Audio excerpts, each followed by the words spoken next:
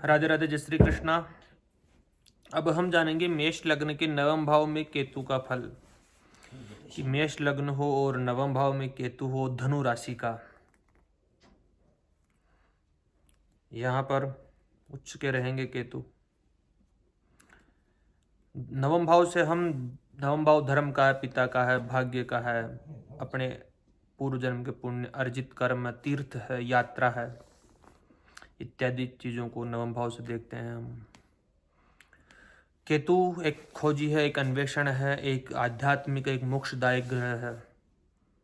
ऐसा व्यक्ति हो सकता है कि बहुत स्पिरिचुअल हो, परंपरा से हट करके जो पाखंड है उससे ये घृणा करने वाला हो सकता है।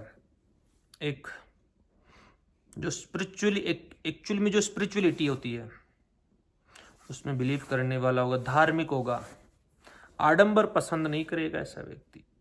नहीं, गुरु भी चेंज कर लेगा ऐसा व्यक्ति कि ये गुरु मेरे को श्रेष्ठ नहीं लग रहा है।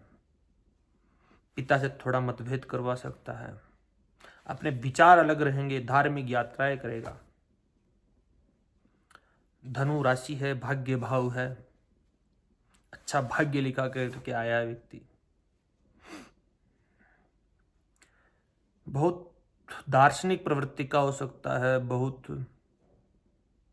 अच्छा लीडर हो सकता है धार्मिक जगत में। शुभ गुरुओं का संयोग मिले तो और अच्छी बात है, गुरु साथ में बैठे। धर्म ध्वज योग, धर्म के भाव में बहुत अद्भुत योग निकल करके आता है। शास्त्र क्या कहते हैं? पराशर जी कहते हैं, यद्यद भाव गतो अपि यद्यद भावे संयुतो तत्तत् फलानि प्रबलो प्रतिषेताम तमोग्रह। तमोग्रह है, धड़ है, सिर नहीं है इसके पास, केवल धड़ है। इसलिए खोजी है, अन्वेषण है, शोध है, रिसर्च है, अंतः प्रज्ञा है इसके पास, अंतः चक्षु है। जो ओरिजिनल चक्षु रहते हैं, जो हमारे जो चक्षु है, इन चक्षुओं से बाहर के जगत को देखा जा सकता है, लेकिन अनुभव भीतर से जो आवाज आती है वो इसके पास है। जो भीतर से अन्वेषण कर करके जो आवाज निकालता है वह इन चक्षुओं से परे की बात होती है। केतु नवम भाव, भाग्य भाव, अच्छी स्पिरिचुअलिटी जीवन देगा, बहुत अच्छा जीवन देगा ऐसे व्यक्ति का। शास्त्र क्या कहता है अब हम जानते हैं। यद्यद भाव गतो वापि यद्यद भावे संहितो तत्तत् फलानि प्रबलो प्रतिषेताम तमोग्रहो। जिस भाव के साथ बैठता है उसके फल देता है, जिस भावेश के साथ में रहता है उसका फल देता है। जिन ग्रहों से दृष्ट रहता है उनके भी गुण आ जाते हैं इनमें, क्योंकि अपना कोई भौतिक पिंड तो है नहीं है इनमें। शास्त्र क्या कहता है, नवमस्ते यदा केतु भाग्य वृद्धिम करोति च तीर्थ यात्रांच कुरुते परदेशे सुखम लभेत। अलौकिक शक्ति प्रदान करेगा। देख लो क्या कहते हैं भाग्य के लिए। नवम भाव में केतु होने से जातक का भाग्योदय तीव्र होता है। ऐसा व्यक्ति बहुत सी तीर्थ यात्राएं करता है, उसे अपने जन्म स्थान से दूर या विदेश में विशेष सुख और सफलता प्राप्त होती है। धार्मिको गुणवान मर्त्य केतु नवम संस्थिति यज्ञ दान रथ कश्चित् सत्यवादी चितेंद्र। प्राचीन काल में जिनके केतु नवम भाव में रहते थे वे यज्ञ किया करते थे, वेदों का पारायण किया करते थे, वैदिक हुआ करते थे। अत्यंत धार्मिक, गुणी और सत्य बोलने वाला होगा। दान पुण्य और यज्ञ जैसे कार्यों में रुचि रखता है। वह अपनी इंद्रियों पर नियंत्रण रखने वाला, जितेंद्र और सात्विक विचारों वाला होता है। कहते हैं पितृभक्तो भवेन मृत्यु गुरु भक्ति रत सदा परंतु वैमत्यम किंचित विचारेषु प्रजायते। अलगाव का कारक है, संबंधों में भी अलगाव कर देता, दूरी ला सकता है। इसलिए कहते हैं कि जातक अपने पिता और गुरुओं का सम्मान करने वाला होता है, लेकिन केतु के प्रभाव से अक्सर उनके और जातक के विचारों में भिन्नता, वैमत्य रहती है। जातक परंपराओं को आंख मूंद कर नहीं मानता, बल्कि तर्क और अनुभव के माध्यम से समझता है। धनुराशो यदा केतु नवमे भाव संस्थिते तपस्वी जायते धीर सर्वशास्त्र विशारद। नवम भाव में केतु जातक को तपस्वी, धैर्यवान बनाता है। ऐसा व्यक्ति शास्त्रों को ज्ञाता, विशारद होता है, समाज में एक विद्वान के रूप में सम्मानित होता है।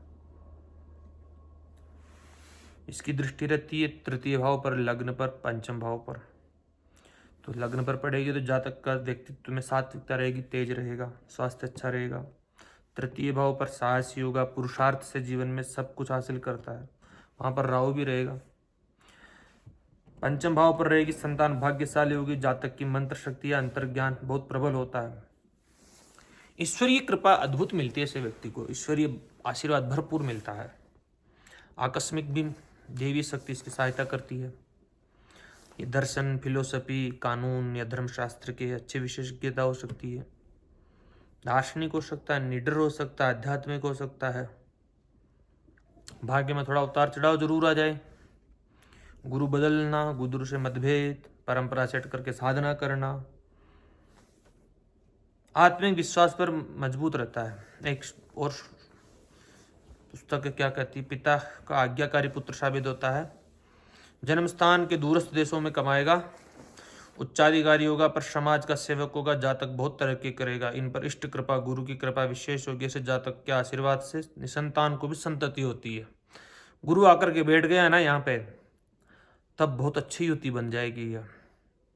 तब तो जो आशीर्वाद दे दिया वो फलीभूत होने वाला होता है। भोज संहिता के अनुसार धनु राशिगत नवम भाव में स्थित केतु वाला जातक जीवन पर्यंत सही भाग्योदय हेतु लालायित रहेगा। जातक पराक्रम प्राप्ति हेतु चेष्टवान रहेगा। तो ये स्थिति बहुत अच्छी मानी गई है केतु की। अब हम बात करें युतियों के विषय में।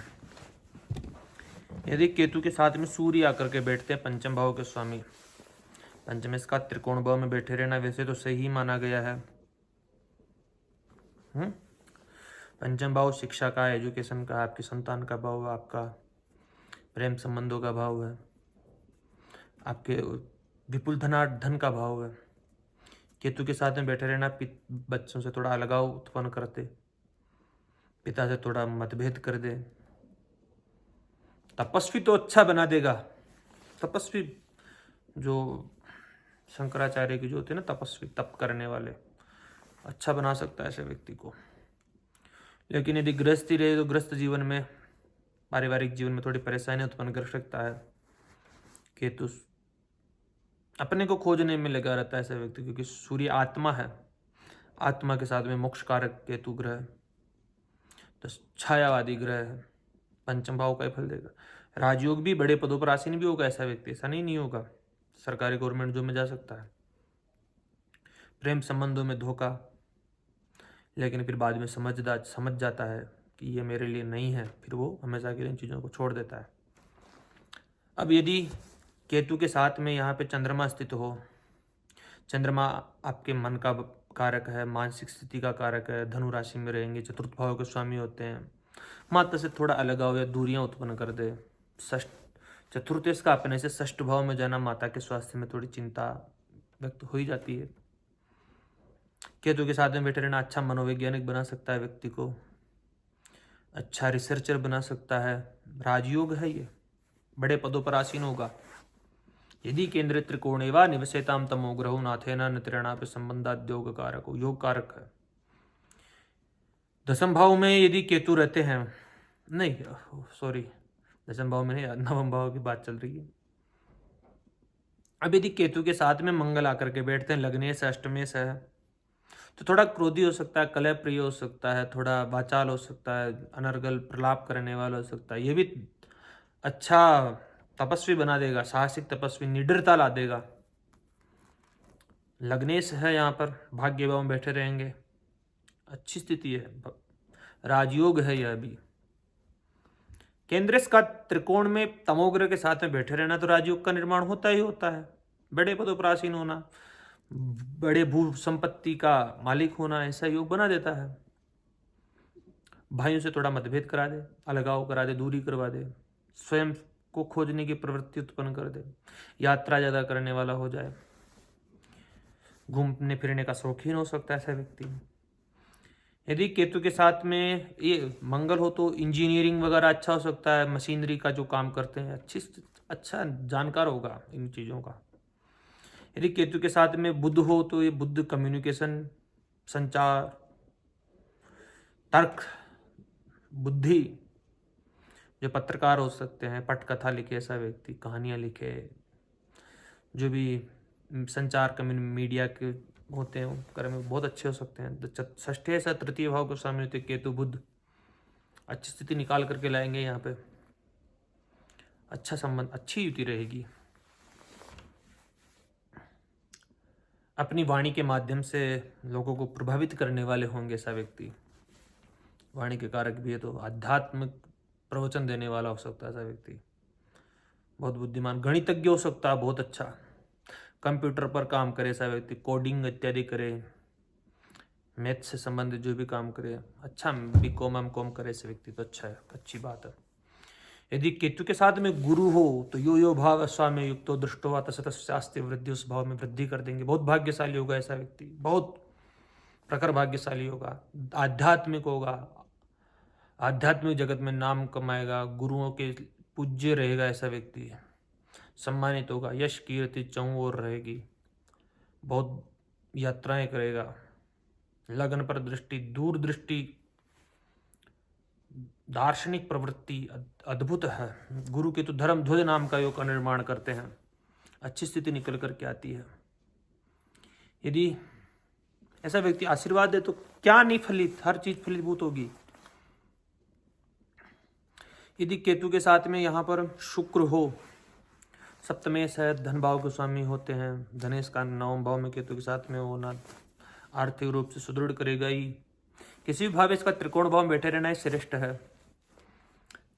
भाग्योदय पत्नी के विवाह के बाद में हो, पत्नी सुंदर हो, धार्मिक प्रवृत्ति की हो, बड़े सोच समझ करके शादी करने वाला होगा ऐसा व्यक्ति। अच्छी स्थिति है केतु और शुक्र की भी। यदि केतु के साथ में यहाँ शनि हो, यह भी अच्छी रहेगी, राजयोग कारक रहेगी। भले ही इनके कार्य क्षेत्र में व्यापार में उतार चढ़ाव देता रहेगा, बाधित है, श्रापित योग है, लेकिन राजयोग है। त्रिकोण के भाव की महत्ता को देखते हुए मैं सब बता रहा हूं आपको। त्रिकोण क्या करता है, उसमें बैठने वाले ग्रह शुभ हो जाते हैं, उसके जो उसके स्वामी के साथ में उसके स्वामी से दृष्ट ग्रह भी सही हो जाते हैं। सज्जन पुरुषों के घर में कोई व्यक्ति जाएगा तो उसको सज्जनता तो दिखाना ही पड़ेगा ना, उसका जो उसमें जो कटुता है, उसमें जो कलुषता है, उसको बाहर रखनी पड़ेगी, उसको अच्छा ही दिखना पड़ेगा वहां पे। इसलिए मंद क्षेत्र गतो जीव, जीव क्षेत्र गत शनि, स्थान हानि करो जीव, स्थान वृद्धि कर शनि, बहुत भाग्यशाली बनाएगा। केंद्र बाह्यात भवेत जीव, केंद्र मध्य भवेत शनि, अच्छी स्थिति है, बहुत अद्भुत। तो हमने जाना है आज लाभ को देखेगा तो लाभ तो होता ही रहेगा, इधर से भी कमाएगा, उधर से भी कमाएगा, इधर से भी कमा लेगा। चलो अब हम बात करेंगे अगले वीडियो में केतु के दशम भाव की स्थिति मेष लग्न में। धन्यवाद।